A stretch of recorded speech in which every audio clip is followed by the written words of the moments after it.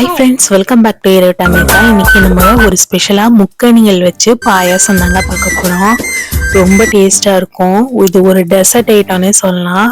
சில்லுன்னு ஒரு பாயாசம். வாங்க எப்படி செய்யலாம்னு பார்க்கலாம். இதுக்கு நான் வந்து மாப்பழ வாழை எடுத்திருக்கேன். நல்லா இதெல்லாம் கட் பண்ணிக்கலாம் ஒவ்வொன்றா எல்லாத்தையுமே.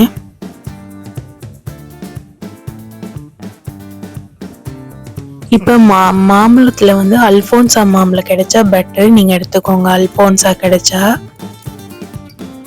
இப்போ இது எல்லாத்தையுமே நம்ம வந்து மிக்சியில் அரைச்சிக்கலாம்.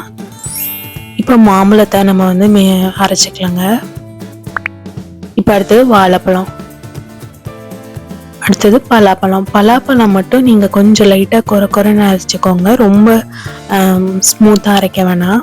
இப்போ இந்த பால் வந்து 3 டம்ளர் எடுத்திருக்கேன். இது 1.5 டம்ளர் வர அளவுக்கு திக்காக எடுத்துக்கோங்க. இப்படி ஒரு ஐஸ் கியூப் வச்சு இந்த பாலை வந்து நல்லா ஆறணும் விடுங்க.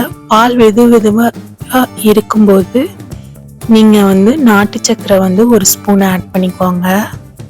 மில்க் வந்து ஃபுல் ஃபேட் மில்க் எடுத்துக்கோங்க. பால் நீங்கள் இதில் வைக்கும்போது நல்லா இந்த அளவுக்கு திக்காக வந்துடும். பால் நல்லா ஆறினோடனே நீங்கள் ஒவ்வொரு ஃப்ரூட்ஸாக எல்லாத்தையும் ஆட் பண்ணிடுங்க.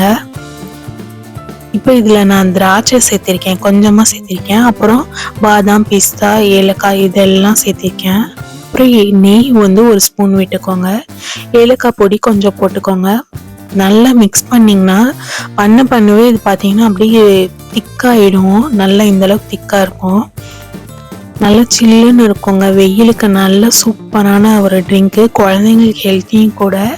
கண்டிப்பாக ட்ரை பண்ணி பாருங்கள், ரொம்ப சூப்பராக இருக்குங்க.